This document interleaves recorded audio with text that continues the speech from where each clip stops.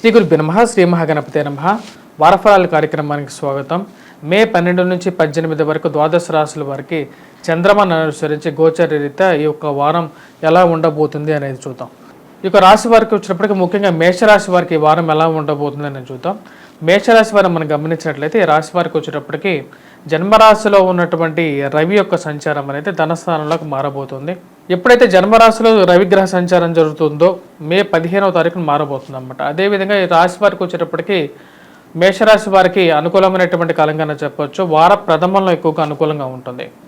15వ తారీఖు వరకు ఎక్కువగా అనుకూలంగా ఉంటుంది. ఎందుకంటే గురువు ధనస్థానంలో సంచారం చేస్తున్నప్పుడు వృత్తిపరంగా వ్యాపార పరంగా కూడా అనుకూలంగా ఉంటుంది. ఇంట్లో ఒకరికి ఉద్యోగ ప్రయత్న సంబంధితమైన విషయాలు అనుకూలించేటువంటి ఫలితంగానే చెప్పవచ్చు.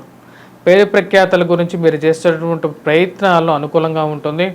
సంఘాల్లో గౌరవం గుర్తింపు రాగలుగుతుంది. అంటే మీకంటూ ఒక పేరు, మీకంటూ సమాజంలో ఒక రికగ్నిషన్ రావటం కోసం మీరు చేస్తున్నటువంటి ప్రయత్నాల్లో ఒక సానుకూలమైనటువంటి నిర్ణయంగా చెప్పచ్చు అన్నమాట.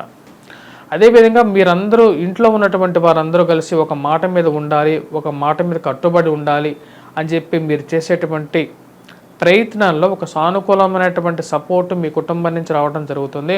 అది మీ మానసిక ఆనందానికి గల కారకంగా ఉంటుంది. పిల్లలు సెటిల్ అయితే చాలు, మనకు అంతకన్నా ఏం కావాలి అని చెప్పి మీరు చేసేటువంటి ఆలోచన అనేది నిజం అని చెప్పి సమాజం కూడా గుర్తిస్తుంది. మీ ఇంట్లో వాళ్ళు కూడా గుర్తించగలుగుతుంది. వారి యొక్క మంచి ఉత్తీర్ణతతో వాళ్ళు పాస్ అవ్వటంతో మీ మానసిక సంతృప్తి పొందగలుగుతారు అన్నమాట. రాశి వారికి లాభస్థానంలో ఉన్నటువంటి శని యోగకారకమైనటువంటి స్థానంలో ఉన్నాడు. షష్టమంలో కేతువు అనుకూలంగా ఉన్నాడు. ఇది మంచి అనుకూలమైనటువంటి స్థానంగా చెప్పవచ్చు మేషరాశి వారికి.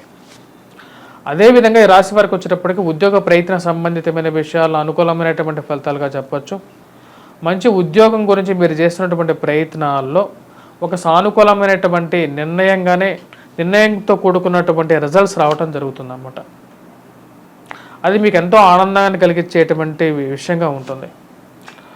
అదేవిధంగా ఈ రాశి వారికి మనం ఇంకా గమనించినట్లయితే ఉద్యోగ ప్రయత్నాలతో పాటు వివాహ ప్రయత్న సంబంధితమైన విషయాలు అనుకూలంగా ఉంటాయి. సంతాన సంబంధితమైనటువంటి ప్రయత్నాల్లో సానుకూలపడే విధంగా ఉంటుంది.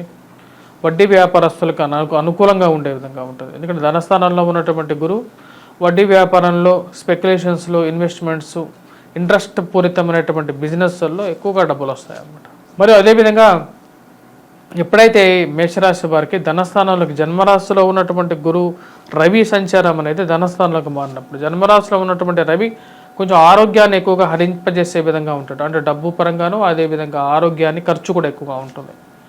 తను ఎప్పుడైతే గురువుతో కలిసి ధనస్థానంలోకి రవి ఎప్పుడైతే మారుతున్నాడో 15వ తారీఖున అప్పటి నుంచి కొంచెం ప్రాబ్లమ్స్ అనేది కొద్దిగా ఎక్కువగా ఉంటాయి. అది విద్యార్థుల మీద ఉంటుంది. అదేవిధంగా ప్రతి ఒక్కరి మీద వచ్చేటప్పటికి ధనక్షయకారకంగా తయారవుతుంది అన్నమాట. అంటే ఇరుగు పొరుగు సఖ్యత విషయంలోనూ మీ యొక్క ముక్కుసూటి మనస్తత్వంతోనూ సంఘంలో కొన్ని ప్రాబ్లమ్స్ అనేది మీకు ఎదురవుతాయి. దానికి గల కారణం వచ్చేటప్పటికి రవి యొక్క సంచారం ధనస్థానంలోకి మారినప్పుడు ఈ యొక్క ప్రభావం అనేది ఎక్కువగా ఉంటుంది. ఆ విషయంలో తగు జాగ్రత్తలు తీసుకోవాల్సినటువంటి ముఖ్యమైనటువంటి సూచన.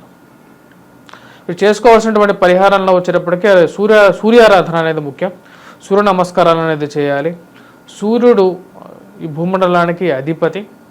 సూర్యారాధన చేయటం వల్లే మునులు, ఋషులు చెప్పినటువంటి పరమార్థం ఏంటంటే సూర్యారాధన చేయాలని. సూర్య నమస్కారాలు చేయండి.